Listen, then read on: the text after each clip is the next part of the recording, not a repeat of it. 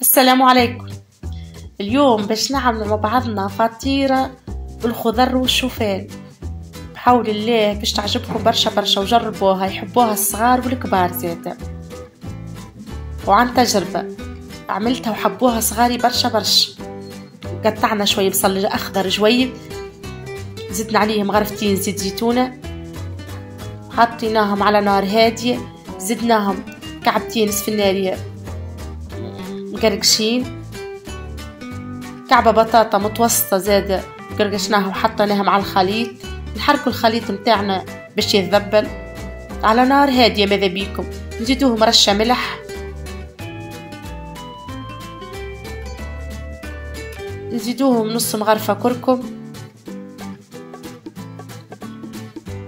نحركوا الخليط متاعنا ونزيدوهم شوي معدنوس، نذبلوا المعدنوس مع الخليط.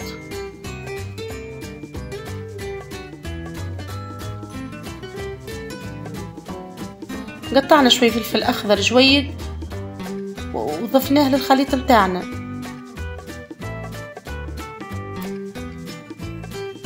في صحفة كبيرة حطينا الخلطة متاعتنا،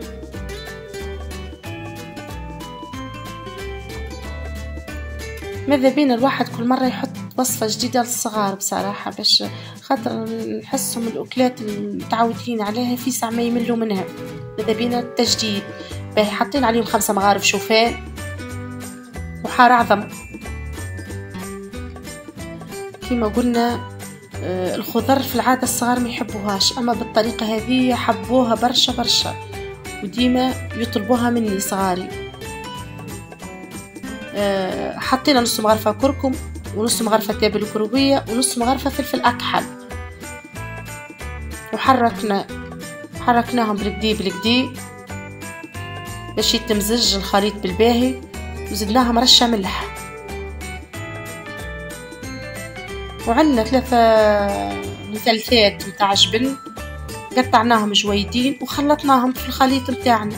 في مقلة كبيرة حطينا مغرفة زيت زيتونة وحطينا الخلطة متاعتنا.